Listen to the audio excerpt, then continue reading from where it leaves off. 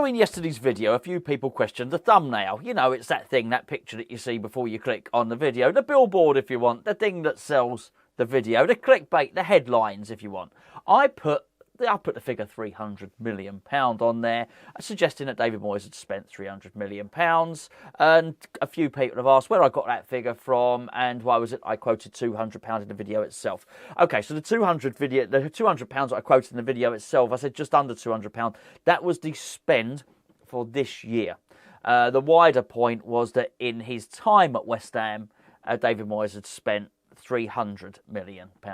That's where that figure had come from. I'm going to go through the players on this, but why was I talking about that? Why is that important? It's only relevant. The only reason I'm bringing it up now is because of that podcast, that interview David Moyes did. To paraphrase, and I am paraphrasing massively here, David Moyes pretty much said, look, when I came in here, this was a relegation team. I've taken them to Europe. We've been in Europe twice. We've had a run in Europe. It was unsustainable, that level of success. Now we're pretty much back down where we should be. And anybody who expected any different lacks football intelligence. I think that is to paraphrase what David Moyes said.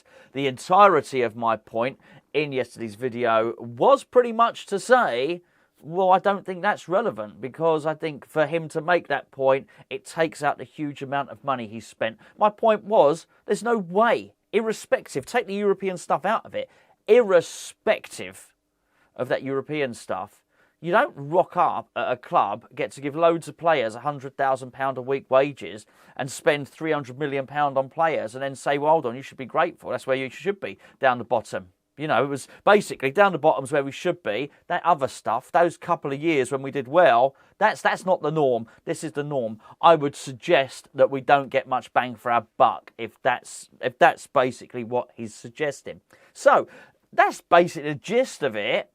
I'm going to take you through the players now and let you know where this figure has come from. Now, I've gone on to Sky, I've gone on to TalkSport, and I've gone on to Transfer Market. So I've tried to be as kind as I can with these figures. And when I say kind, little things like, some of them say Paqueta, 50 million. I've done him at 40 million, okay?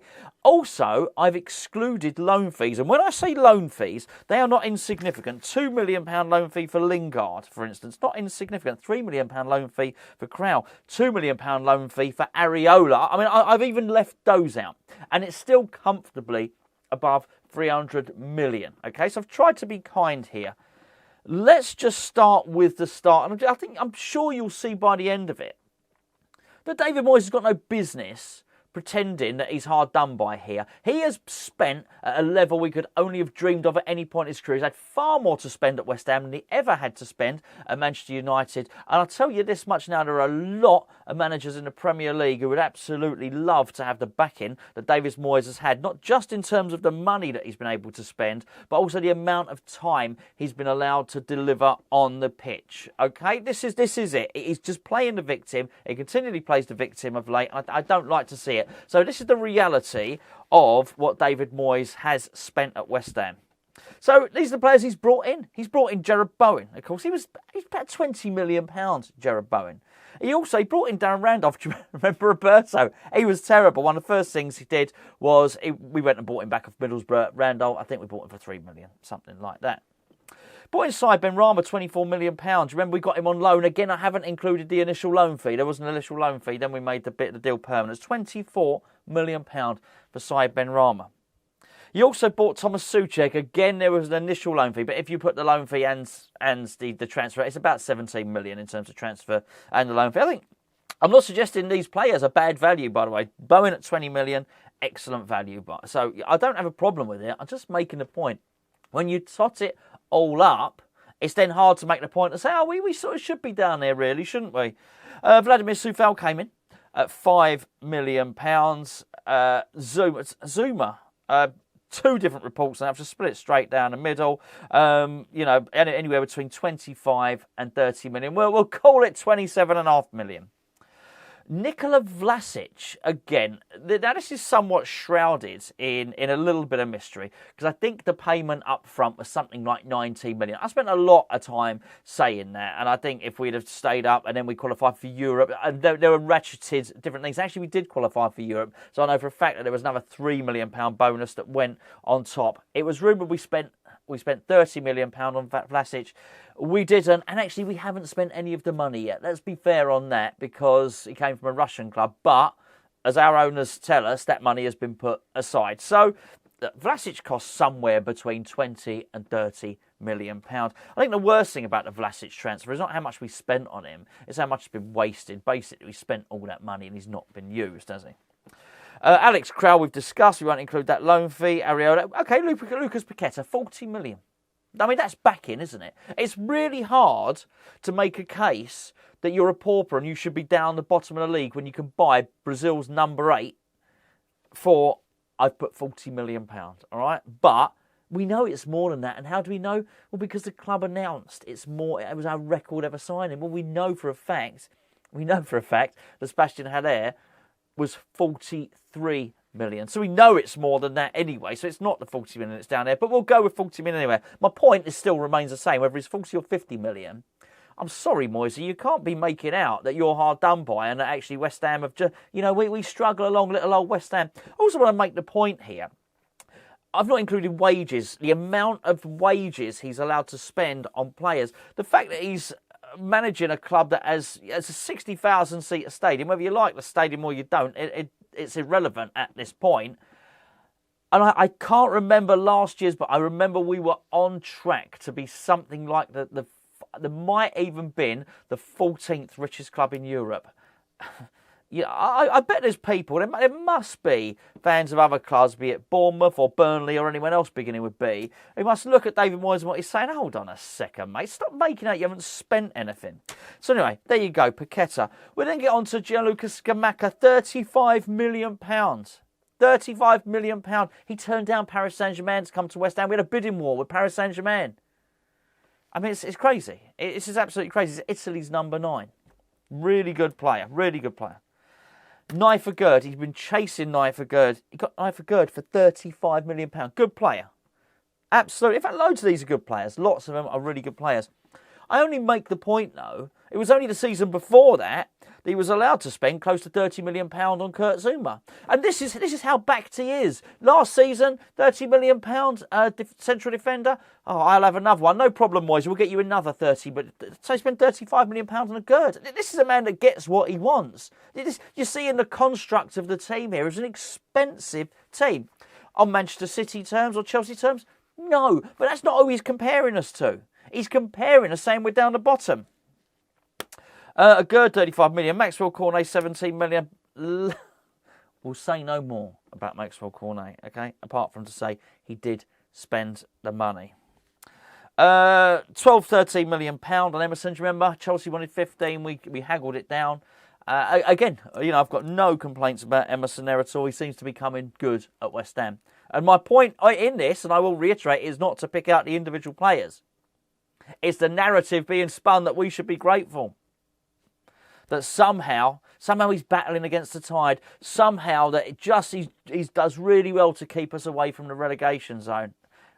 When I read out this and when you tallied it up in your mind and you see how much we spent, we should be nowhere near the relegation zone. And I wouldn't have minded if he hadn't come out and he hadn't said what he said. And because this is what he said. Anybody that thinks differently lacks football intelligence. Anyway. It's the same, goes back to that so-called expert thing, didn't he? That he said. Anyway, that's Emerson. Tilo Kehrer brought in, again, some saying 10 million, some saying 16 million, some saying 12 million. I don't know, whatever. Let's call it £12.5 million, shall we? Tilo Kehrer. I think the really important thing about the Kehrer one, though, is not even so much the transfer fee. It's the fact that a Gerd got injured and he said, I need another centre-back, and the club went straight out and backed him. This is not someone that's having to struggle here. He hasn't even got to use anyone from the youth academy, and just as well because he doesn't. This is someone that's allowed to go and get someone of that sort of value on big wages from Paris Saint-Germain. Not the only one we signed from Paris Saint-Germain, by the way. Flynn Downs, 12 million. Alphonse Areola, 8 million again. is sat on the bench. He's got a reserve goalkeeper, £100,000 a week. And before anyone tells me, because occasionally it does happen, not the majority of it, granted, someone calls me disrespectful for saying that, and I've had it before for calling Areola a reserve goalkeeper. I mean, he is. He is. The opposite of what I'm saying is you have to call him a first team goalkeeper, the first teamer, the first choice. I would suggest my description is more accurate. So I don't think it's disrespectful. I think he is the reserve goalkeeper. £100,000 a week for reserve goalkeeper. And we hear he's still not happy. He's eyeing up the Morocco goalkeeper. That's a different story. We'll deal with that another time, by the way. Anyway, last but not least, David Moyes wants a Premier League striker. Wants someone to pop the goal in the back of net. Premier League striker, no problem. Danny Ings will go and get him. 10 million up front, 5 million if we stay up. On top of that, £15 million if you want. Again, it's over £100,000 a week. And then you get to the crux of it, and that's it, really. So, yes, by anyone's estimations, that is £300 million. And that is that is downgrading some of the players. That is taking out loan, as far as I can see in terms of loan fees, almost £10 million worth of loan fees as well. It's not very clever, I got to say. Anyway. That's it. That's my final say on it. But I do think it's important that when David Moyes says this stuff, and because it's not you that believe it, okay, the general press do though. They absolutely do. The people on Match of the Day believe this stuff. Oh, David Moyes has worked miracles. They've worked wonders. Don't get me wrong. I think that to get to semi-final was really good. I think the way he's navigated the groups to get through the groups, top of the group 2 seasons in a row, I think is really good. I really do. It's not that that's without merit, okay? But don't tell me water isn't wet. Honestly, he'd have you believe that the sky wasn't blue. This guy, he really would. I'm not having that. I'm not having that he's had to cut his cloth and he's had to wheel and deal. No. David Moyes, let's get this absolutely straight here. David Moyes has had unprecedented backing. And I will leave it with this. David Moyes has been backed more heavily than any other manager in West Ham history. So should we be grateful to be where we are down at the bottom? I don't think so.